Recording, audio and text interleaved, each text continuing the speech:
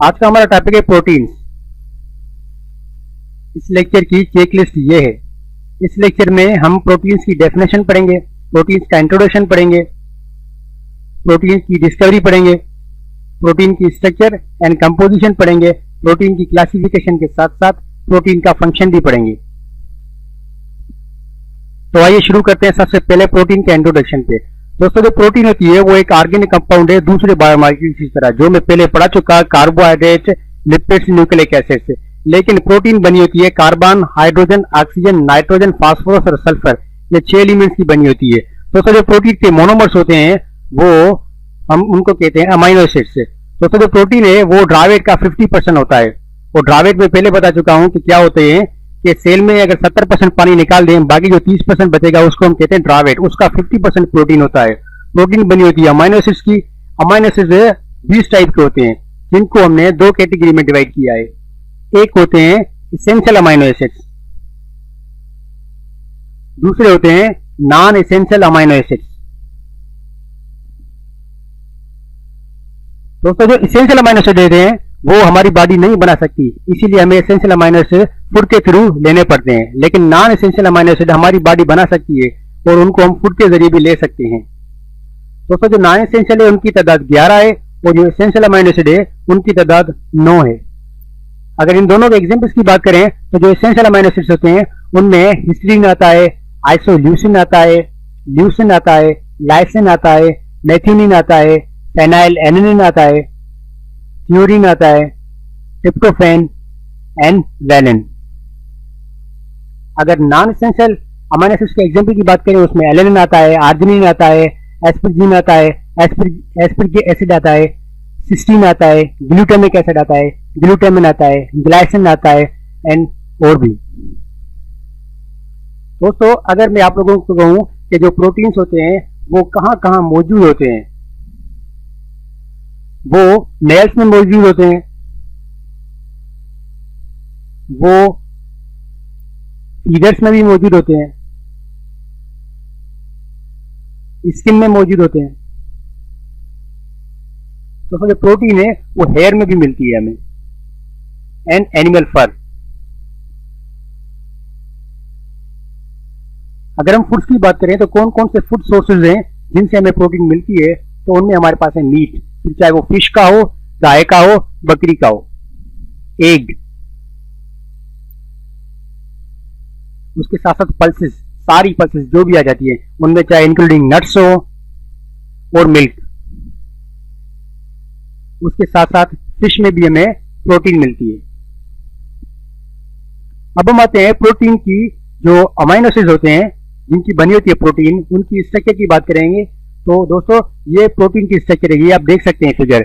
इसमें एक साइड जो है वो कार्बोऑक्सिलिक एसिड ग्रुप है और जो दूसरी साइड है ये जो आप देख रहे हैं ये COOH इसका फार्मूला है और ये है कार्बोऑक्सिलिक एसिड। ये अमाइनो एसिड की स्ट्रक्चर है और इसी अमाइनो एसिड में बीच में आप देख रहे हैं कार्बन है और जो दूसरी साइड है वो NH2 है, वो अमाइनो ग्रुप है।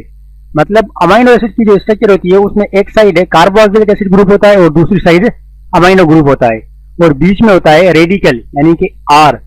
इसकी जगह कुछ और भी हो सकता है लेकिन सारे अमाइनो एसिड में सेम होते हैं, carboxylic acid and amino group.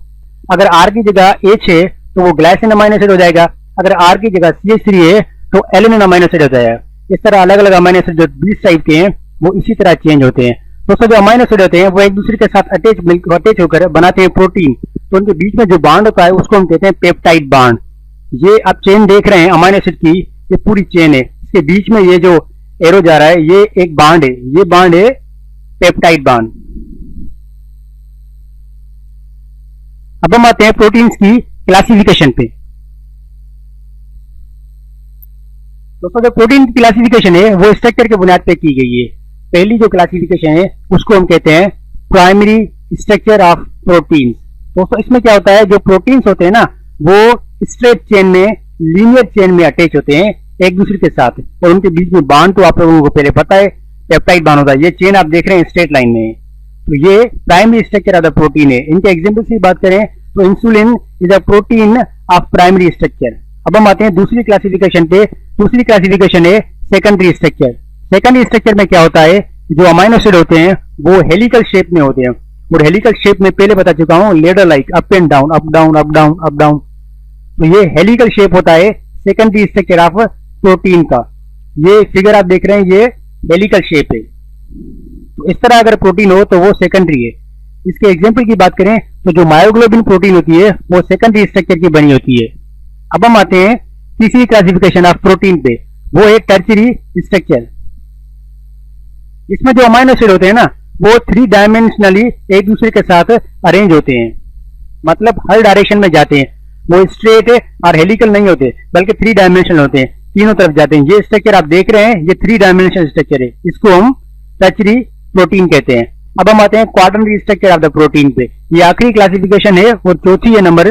इसमें इसकी बात करें तो इसमें क्या होता है, जो टर्शियरी चेन ऊपर हम पढ़ के आए, जो 3 डायमेंशनल है, इसमें बहुत सारी एक दूसरे के साथ टर्शियरी स्ट्रक्चर अटैच होती हैं। जब एक दूसरे के साथ एक साथ होती हैं, वो उनमें जो इंटरेक्शन होती है, मिलते हैं, तो वो एक बड़ी स्ट्रक्चर बन जाती है। ये देख सकते हैं, इसको हम कहते हैं क्वाटरनरी स्ट्रक्चर। इसमें क्या होता है, इसके एग्जांपल की बात करें तो ये हेमोग्लोबिन प्रोटीन होती है जो हमारे ब्लड में होती है, वो क्वाटरनरी स्ट्रक्चर की बनी होती है।